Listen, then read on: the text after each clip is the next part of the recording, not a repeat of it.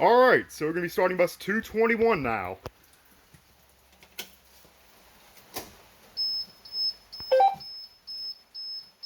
$251,922 on it. Okay.